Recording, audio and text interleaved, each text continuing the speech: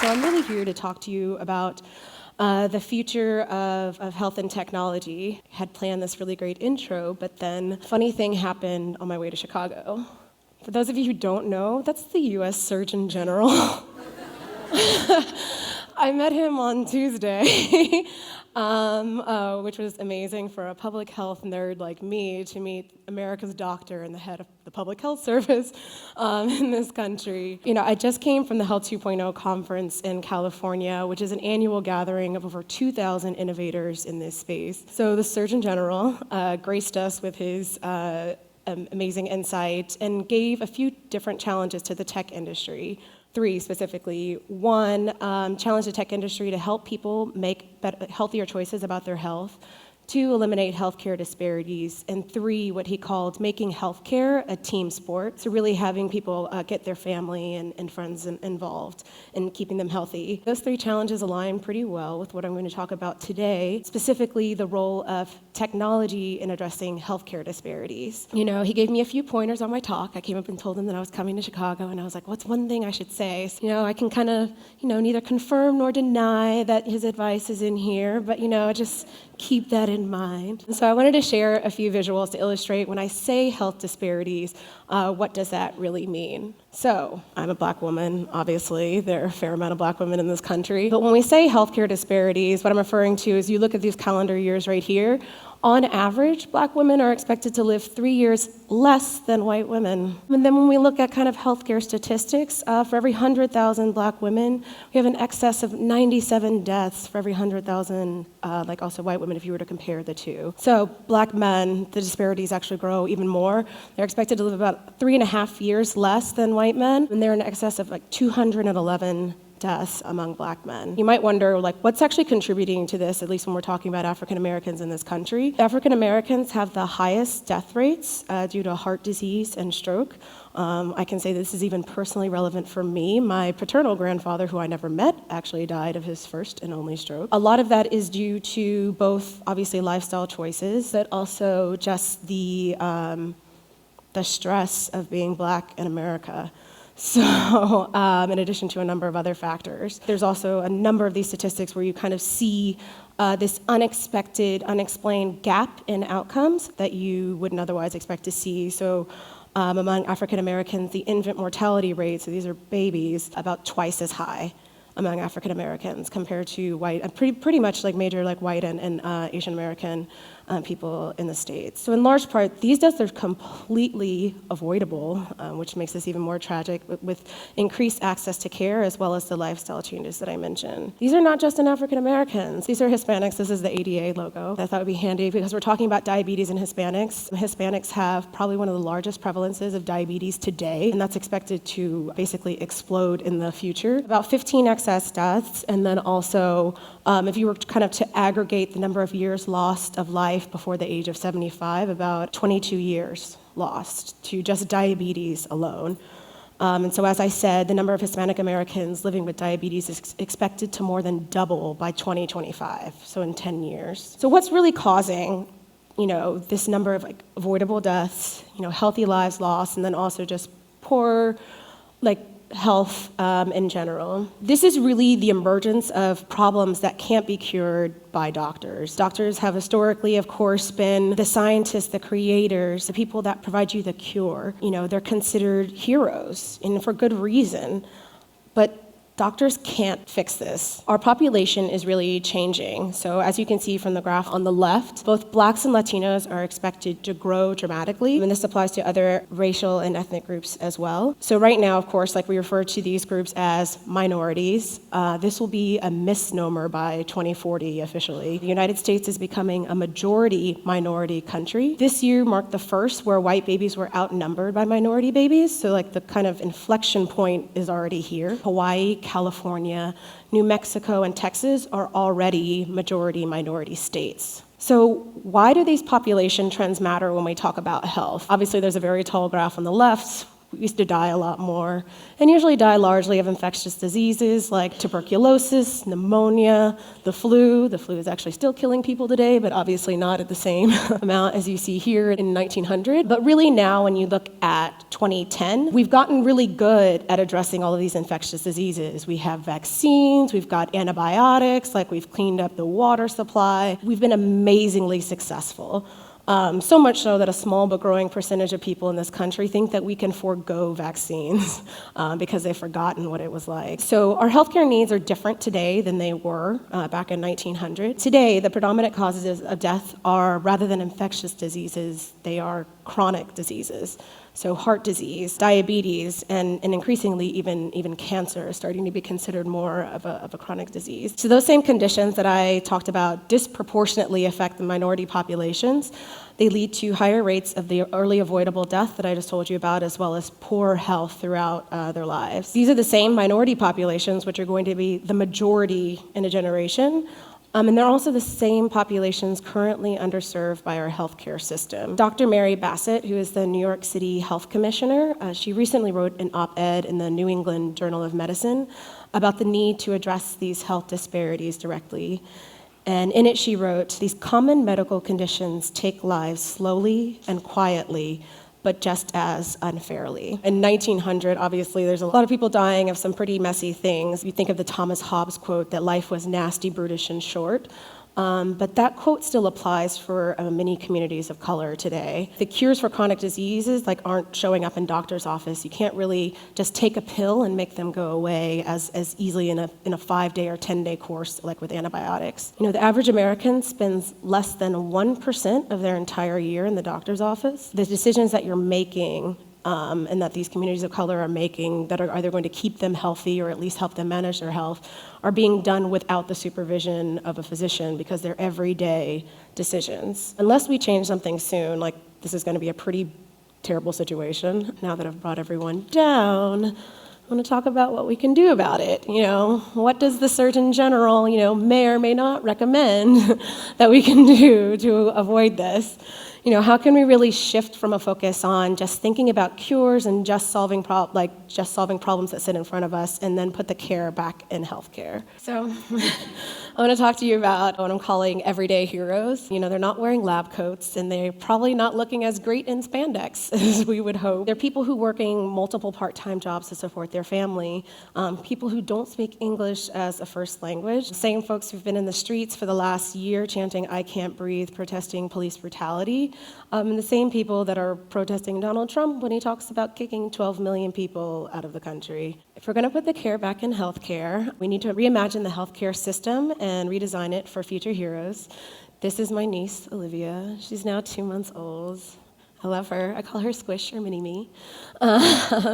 And so these heroes that I'm talking about need the tools, resources, and information to be able to make those decisions that I talked about that are either going to keep them from getting sick or be able to keep them as healthy as they are if they already have a chronic condition. So really, I'm talking about wellness without walls, wellness outside the clinic. I'm in Silicon Valley, the center of all things tech, and so of course technology is a really great solution for a lot of these needs. Tech can solve a lot of problems, but in healthcare, it's really a relationship-driven endeavor. Tech really needs to reinforce the relationships that we see in healthcare rather than aiming to replace them. So I want to share 5 reasons why redesigning our healthcare system for these everyday heroes will help design technology and more broadly a healthcare system that cares for them and keeps them well.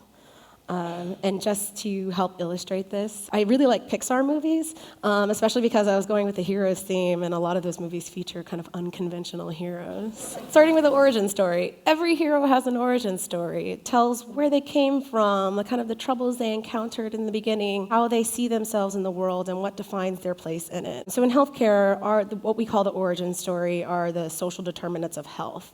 So in addition to access to health care, those social determinants of health include education, economic stability, social and community context, and then what's known as the neighborhood or built environments, the actual physical structures around you. Those are the official ones, but I also like to add culture as well, especially when we're talking about lifestyle and behavior changes. Culture determines everything from what kind of assets and knowledge are passed on through generations, as well as what sort of beliefs you have about what kind of food you eat, even the perceived efficacy of drug therapy. Culture really and truly matters if we're going to redesign our healthcare system. So when I talk about social determinants of health and heroism, this is going to indicate what motivates people to overcome the challenges that they're going to encounter in the quest to achieve better health. So when you think of, at least in technology development, you kind of need 3 key ingredients to develop tech to persuade people to change their behavior. You need motivation, ability,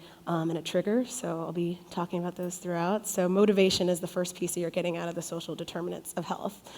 So as far as examples, you can kind of see digital health starting to look into and really be interested in that. There's a company called Healthify, which has built a platform to connect care managers with patients and help them access social services and be able to track those. And then there's also a few other companies, Purple Binder and 1 Degree, which at least aggregate some of these social services and make it easier for people to locate them. You got to prepare them for the quest they've got ahead. Either staying healthy or being sick is not an easy thing. So I don't think any of us receive a medical diagnosis and then run headlong into the sunset like Johnny Quest. So for anyone who doesn't have a chronic disease in the room, I want to show you just how confusing and also just time-consuming it can be to manage. So this is from the Atlas of Caregiving. It's basically a patient log of 1 day in the life of a cystic fibrosis patient.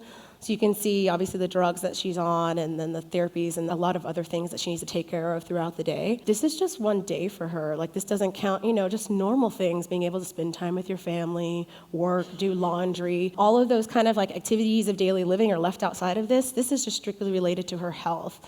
So when we talk about how hard it is to be healthy, we really need to take this into consideration, especially with technology. We don't want to add to this. We want to help take some of this away or make it easier to cope with. I worked with a startup called Iodine that addresses some of one of the related issues with this, so just decision fatigue.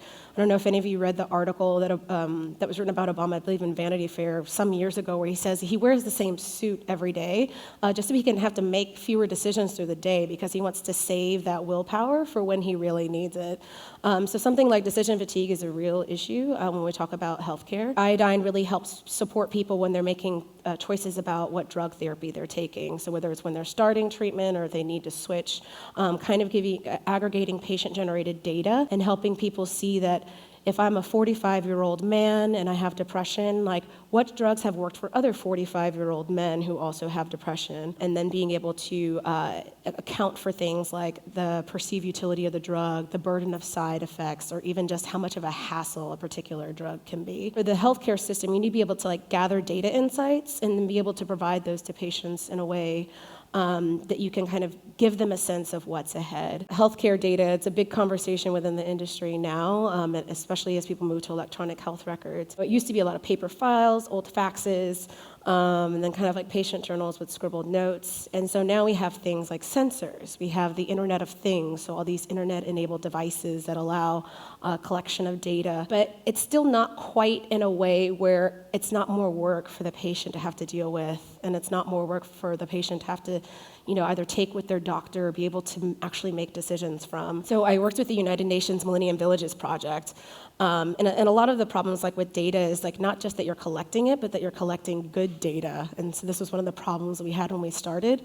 For those of you not familiar with the Millennium Villages Project, it's an approach to addressing poverty eradication in West and East Africa that's kind of holistic in nature. And so, of course, I was working in healthcare with that. And so we were trying to get our mobile data collection better. We wanted to be able to send people to where they needed to go, better manage cases as they came up, from everything from the common cold to if a flu epidemic broke out, or just keeping track of people with community health workers. And a lot of the community health workers didn't really want to collect the mobile health data. It was kind of a pain, and they didn't really understand, why am I doing this thing? I'm already very overworked. Why should I have to use my phone to record things? Our motivation was, how can we improve the quality of data?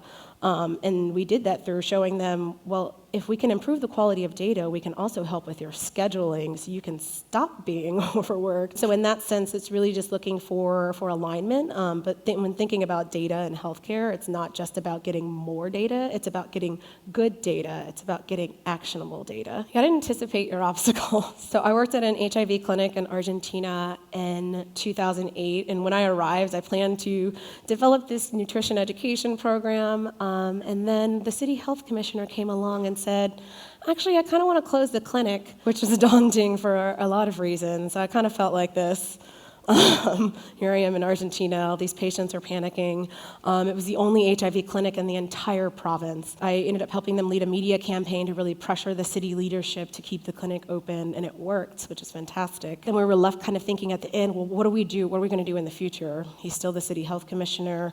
The patients were very scared, and at the same time, HIV is still a very stigmatized disease. And so we came up with the idea to establish a patient advisory council to kind of avoid the situation in the future, as well as just getting patients involved in the operations of the clinic, and then more broadly, actually exercising their voice to be able to not have this happen again in the future and be prepared. Teamwork makes the dream work. Much like The Incredibles, everyday heroes are not on this quest alone. You really need to include caregivers in this. So I developed 2 text messaging programs for African American women in faith-based communities. Our goal was to really get them to be heart healthy, so better nutrition, more physical activity. I developed the content for the program based on evidence-based medicine.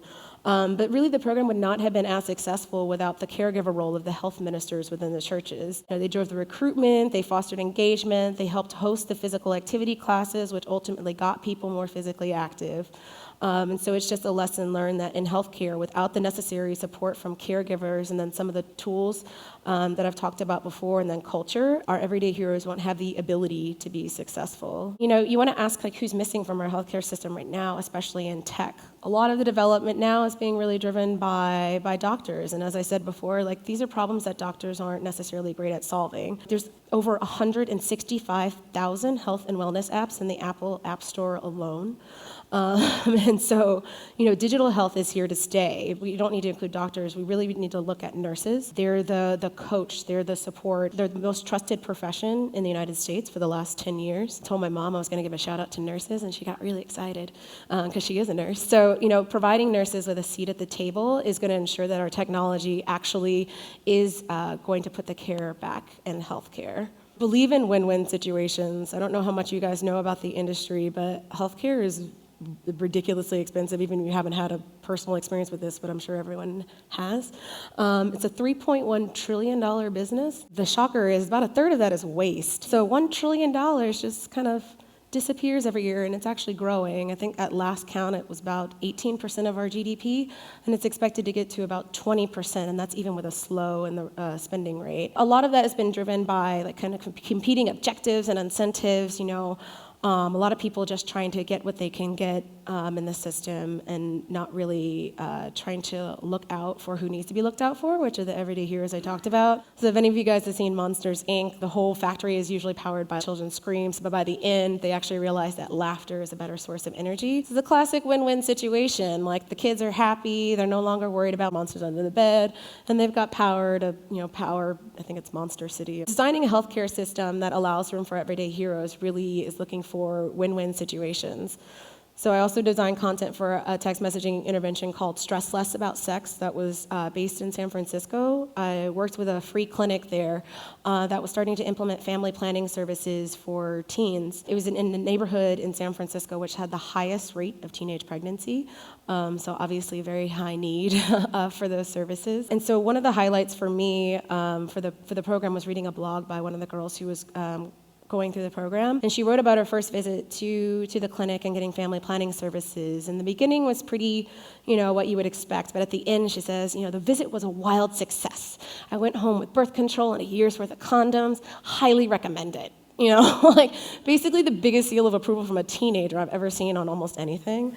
And so it was wonderful. The fact that she was that enthusiastic about it, the fact that she was that free to share about it, tell her friends, tell everyone that she could find. It was on this blog that anyone could see. It's a win-win situation, obviously. Like the teens are getting the family planning services that they need. And then the clinic, it was actually a source of revenue for providing these services that were in need. And so, it was best for both of them.